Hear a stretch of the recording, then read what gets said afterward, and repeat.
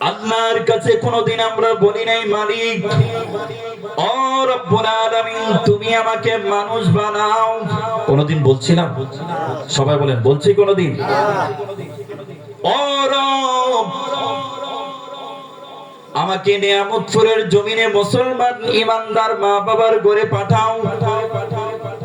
অথচ আল্লাহ তাআলা আশরাফুল মাখলুকাত সৃষ্টির সেরা জীব মানুষ আখির নবীর উম্মত করে দুনিয়া পাঠাইলো। কোনদিন তো আল্লাহকে বলি নাই আল্লাহ তুমি আমার মানুষ বানাও। খলাকাল ইনসান আল্লাহ আমারে মানুষ বানাইলেন। আল্লাহ বাহুল বায়ান কথা বলার ক্ষমতা আমার আল্লাহ আমাকে দান করলেন। কত মানুষ দুনিয়াতে আছে কিন্তু জবান আছে কথা বলতে পারে না, ঠিক কিনা জোরে বলেন? মহান রব্বুল আলামিন বলেন আমি দয়াময় আল্লাহ আল্লামাল কোরআন কোরআন শিক্ষা দিলাম। খলাকাল ইনসান বান্দারে তোমারে আমি মানুষ বানাইলাম। আল্লাহ বাকুল বায়ান কথা বলার ক্ষমতা দান করলাম। কোনদিন আমি আল্লাহকে বলো নাই আল্লাহ তুমি আমাকে মানুষ বানাও, তুমি আমাকে হাত দাও, দুইটা চক্ষু দাও, পা দাও। অথচ মহান রব্বুল আলামিন হাতের জায়গায় হাত, পায়ের জায়গায় পা, মুখের জায়গায় মুখ, জবানের জায়গায় জবান, জিহ্বার জায়গায় জিহ্বা, কথা বলার ক্ষমতা দান করেছেন কে? আরো জোরে বলেন কে? আল্লাহ তাআলা কথা বলার ক্ষমতা দান করেছে। ও মানুষ তুমি এত বড় নিমক হারাম। আল্লাহ বলেন কুতিলাল ইনসানু মা আকফারা মানুষ সবচেয়ে বড় নিমক হারাম, ঠিক কিনা জোরে বলেন? মালিক কত কিছু দিল, কত কিছু দিল, কি শুকরিয়া আদায় করছেন? আল্লাহর কাছে কি জবাব দিতে হবে? এই যে মুরব্বীরা বসে আছে তারাও তো একদিন আমাদের মতো যুবক ছিল, ঠিক কিনা জোরে বলেন? আল্লাহ বলেন আল্লাযী খালাকাল মাউতা ওয়াল হায়াতা লিয়াবলুয়াকুম আইয়ুকুম আহসানু আমালা।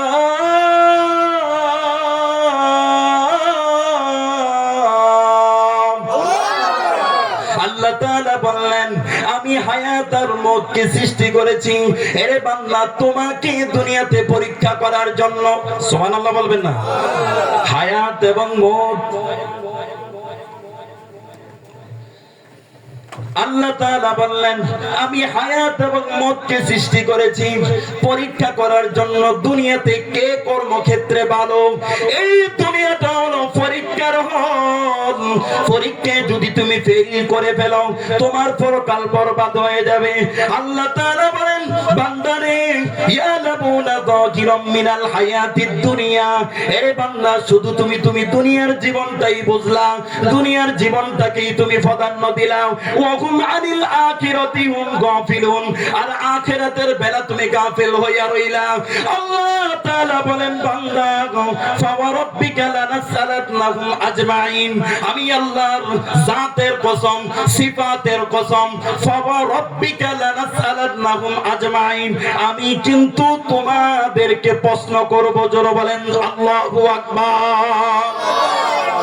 লা ইলাহা ইল্লাল্লাহ, জোরে লা ইলাহা ইল্লাল্লাহ, জোরে লা ইলাহা ইল্লাল্লাহ, জোরে লা ইলাহা ইল্লাল্লাহ। মা বোনেরা আপনারা প্যান্ডেলে আলহামদুলিল্লাহ মহিলা ভরপুর হয়ে গিয়েছে, সবাই বলেন আলহামদুলিল্লাহ। আপনারা একটু সামনের দিকে অগ্রসর হয়ে বসেন, ইনশাআল্লাহ মানুষ আসবে, পুরুষের প্যান্ডেলও পড়বে মহিলার প্যান্ডেলও পড়বে ইনশাআল্লাহ, সবাই আসবে। ও যুবক আল্লাহর গোলাম, আজকে পিতা মাতা সম্পর্কে আলোচনা করব। দরকার আছে নি? সন্তানগুলো মা বাবাকে দেখতে চায় না, মা বাবাকে চিনতে পারে না, অথচ আল্লাহ তাআলা পবিত্র কোরআনুল কারীমে সূরাতুল বনি ইসরাঈলে বলেন ওয়াকাদা রাব্বুকা আল্লা তা'বুদু ইল্লা ইয়্যাহু ওয়া বিল ওয়ালিদাইনি ইহসানা।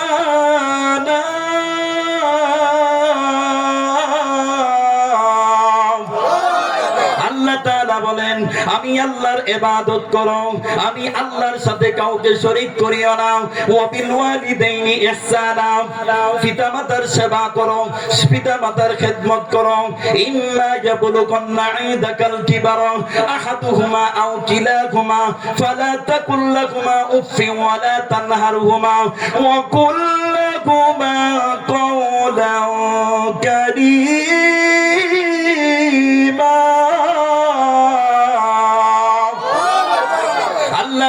বলেন তোমার জীবন দশায় যদি তোমার মা তোমার বাবা বার্ধক্যে বৃদ্ধ অবস্থায় যদি তুমি তোমার জীবন দশায় তোমার মা বাবাকে পাও, তাহলে উফফি ওয়ালা তানহারহুমা, উফ শব্দটি ব্যবহার করিও না। ওয়ালা তানহারহুমা, তুমি তোমার মা বাবাকে ধমক দিয়া কথা বইলো না। নিষেধ করেছেন কে? জোরে বলেন কে? আল্লাহ বলছে শব্দটি ব্যবহার করিও না। কেন? তোমার মা তোমার জন্য জীবন যৌবন সবকিছু দুলিশাত করে দিয়েছে, ঠিক কিনা? জোরে বলেন। উফফি ওয়ালা তানহারহুমা, শব্দটি ব্যবহার করিও না। মা বাবার কাছে সন্তান এত প্রিয় ছিল, যখন সন্তান বিবাহ করলো, মা বাবা বৃদ্ধ হয়ে গেল, তখন মা বাবা বলে ডাকে না। বুড়া বুড়ির জ্বালায় অতিষ্ঠ হয়ে গেলাম, বুড়া বুড়ির এই কাছের কারণে আমার কাছে ভালো লাগে না। বাবা এক কথা বারবার বলে, মা এক কথা বারবার বলে। মা বলে সন্তান তোমারে আমি কত কষ্ট করে লালন পালন করলাম, আজকে তুমি বিবাহ করে স্ত্রী পাইয়া সন্তান পাইয়া তুই কেমনে মা বাবারে ভুইলা গেলি? অথচ আল্লাহ বলে ওয়ালা তানহারহুমা, খবরদার আমি আল্লাহর ইবাদতের পরে ওয়া বিল ওয়ালিদাইনি ইহসানা, মা বাবার সেবা করো। সুবহানাল্লাহ। আল্লাহর ইবাদত করা যেমন ফরজ, সন্তানদেরকে আল্লাহ অর্ডার করেছেন পিতামাতার খেদমত করা সন্তানের জন্য ফরজ। সুবহানাল্লাহ বলবেন না? আল্লাহু আকবার। ওয়াকফিদ লাকুমা জানাহাদ যুল্লি মিনার রাহমাহ,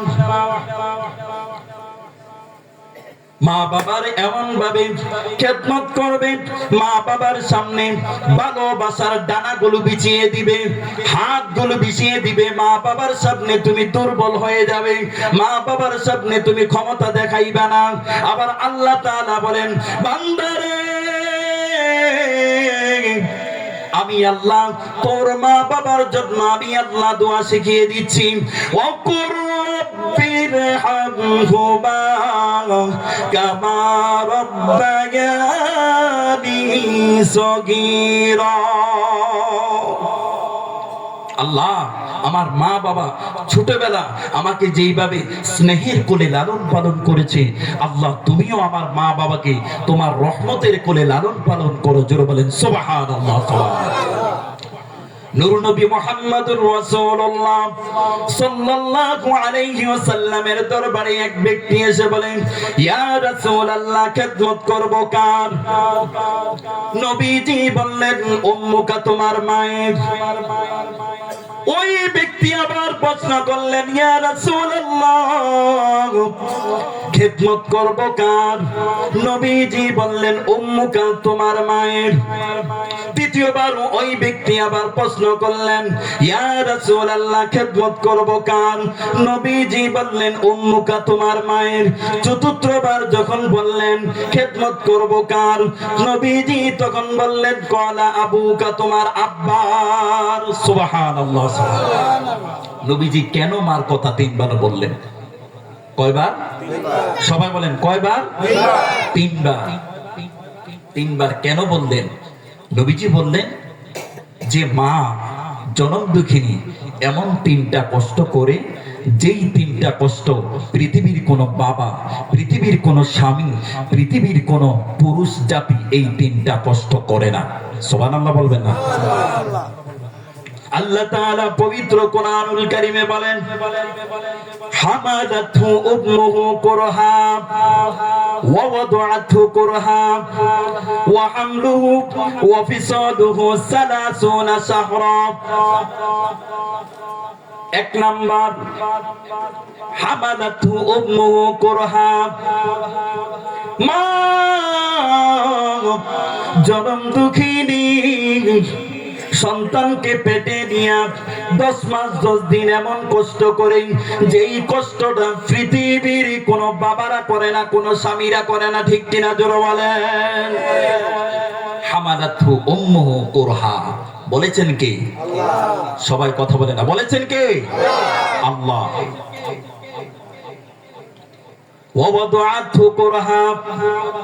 মা জনম দুঃখিনী সন্তানকে যখন প্রসব করায়, এই প্রসব যন্ত্রণা একমাত্র মা ছাড়া অন্য কেউ করে না। ওয়া হামলুহু ওয়া ফিসালুহু 30 শাহরা। একটা নয়, দুইটা নয়, তিনটা নয়, সন্তান প্রসবের পরে 2 থেকে 2.5 বছর মা জনম দুঃখিনী নিজের রক্তগুলোকে পানি করে দুধ খাওয়াইয়া সন্তানকে লালন পালন করে 2 থেকে 2.5 বছর। ঠিক কিনা জোরে বলেন? এই তিনটা কষ্ট কোন পুরুষ জাতি করে না, কোন বাবারা করে না, কোন স্বামীরা করে না। হামাদাতহু উম্মুহু কুরহা। এক নাম্বার, মা জনম দুঃখিনী সন্তান যখন পেটের মধ্যে চলে আসলো, মা অসুস্থ হতে লাগলো, মা বমি শুরু করে দিল, মা খাবার খাইতে পারে না, শুধু বমি আর বমি, নাকে মুখে দিয়ে রক্ত আসা শুরু হয়ে গেল। স্বামীর কাছে বলে, ও প্রাণের স্বামী, মনে হয় আমি আর বাঁচবো না। ও প্রাণের স্বামী, আমি খাবার খাইতে পারি না। মা জনম দুঃখিনী খাবার খাইতে পারে না। মহিলাদের মাদের যখন বাস পড়ে তখন কোনো কিছুই খাইতে পারে না, সব শুধু গন্ধ কয়। সারাদিন পরিশ্রম করার পরে মা যখন খাবার খাইতে বসে, হঠাৎ করে সন্তান পেটের মধ্যে মাকে লাথি দিল। মা দাঁড়ানো অবস্থা থেকে জমিনের মধ্যে বেহুশ হইয়া পইরা গেল। মানুষগুলো দরাদরি কইরা মার মাথার মধ্যে পানি দিতেছে। স্বামী স্ত্রীকে বলতেছে, পানির স্ত্রী কি হইল, তুমি হঠাৎ করে বেহুশ হয়ে পড়ে গেলা? স্ত্রী বলেন, হে পানির স্বামী শোনো, আমার কলিজার টুকরা সন্তান পেটের মধ্যে লাথি মেরেছে, আমি সহ্য করতে পারি নাই, মনে হয় আমি বাঁচবো না।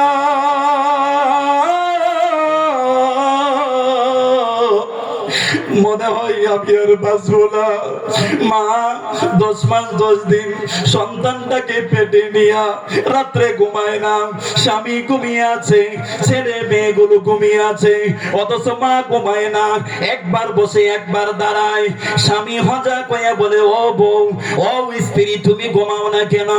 ও ঘুমাইতে পারি না, সন্তান পেটের মধ্যে নাড়াচাড়া করে কলিজার মধ্যে যাইয়া লাগে। মাঝে মধ্যে সন্তান যখন নড়ে আর যখন পেটের মধ্যে লাথি মারে, লাথিটা কি আমার কলিজার মধ্যে লাগে। এমন মা আছে, সন্তান পেটে আসার আগ থেকে ডেলিভারি পর্যন্ত শুধু বমি আর বমি করতে থাকে। ঠিক কিনা জোরে বলেন? সন্তান যখন দুনিয়াতে আসবে, সন্তান যখন প্রসব করবে, মাকে হসপিটালে নিয়ে গেল। ডক্টর বলতেছে, মা সন্তান উভয়কে বাঁচানো যাবে না, যে কোনো একজনকে বাঁচানো যাবে। সন্তানের পজিশন ভালো নয়, মা অথবা সন্তান দুইজনের একজনকে বাঁচানো যাবে। ও যুবক, চিন্তা করো, তোমার মা তোমাকে পেটে নিয়ে কি পরিমাণ কষ্ট করেছে। এক সময় আমিও বুঝতাম না, যখন আমি বিবাহ করলাম, আমার সন্তানগুলো যখন হইল, একদিন রাত্রে বৈশা বৈশা চিন্তা করি, আহারে সন্তান এত বিরক্ত করে, আমার মাকে মনে হয় আমিও এত পরিমাণে কষ্ট দিয়েছি, ঠিক কিনা জোরে বলে। 10 মাসে 10 দিন মাগে গর্বে দিছে ঠাই, রক্ত মাংস খাইয়া বাগের ববে আইলাম বাই, ভূমিষ্ঠ গইয়া যাবি উঠিলাম কান্দিয়া, শান্ত করিল মাগে বুকের দুধ দিয়া, ঠিক কিনা জোরে বলেন। ও যুবক আল্লাহর গোলাম, একটু ভালো করে শুনে নাও। ও যুবক, আজকে তুমি মার দিকে কেমনে চোখ রাঙাইয়া কথা বলো, মাকে তুমি কিভাবে দমক দিয়া কথা বলো, অথচ আল্লাহ তাআলা তোমাকে নিষেধ করেছে। মা বাবা যদি তুমি বৃদ্ধ অবস্থায় পেয়ে যাও, আল্লাহর রাসূল বলেন হুমা জান্নাতুকা ওয়া নারুকা, মা বাবা তোমার জন্য জান্নাত, মা বাবা তোমার জন্য জাহান্নাম, ঠিক কিনা জোরে বলেন। অথচ অনেক সন্তান আছে কলিজার টুকরা সন্তান, শুধু দমক দেয় না, মা বাবার গায়ের মধ্যে পর্যন্ত হাত উঠায়, ঠিক কিনা জোরে বলেন। সন্তান দুনিয়াতে আসবে, ওয়াদাআতহু কুরহা, এই যে সন্তানের প্রসব যন্ত্রণা, এটা মা ছাড়া আর কেউ ভোগ করে না। সন্তানকে ডেলিভারি করার জন্য মাকে যখন হসপিটালে নেওয়া হয়, ডক্টর বলে দিয়েছে অবস্থা খুবই সিরিয়াস, মা অথবা বাচ্চা দুইজনের একজনকে বাঁচানো যাবে, দুইজনকে বাঁচানো যাবে না। স্বামী বলতেছে আমার বাচ্চার দরকার নাই, আমার স্ত্রী দরকার, আমার স্ত্রী বেঁচে থাক, যদি গাছ বাঁচে ফল হয়ে যাবে। বৌমা বলতেছে ও প্রাণের স্বামী আমার, শুনে 10 মাস 10 দিন সন্তানকে আমি গর্ভে নিয়েছি।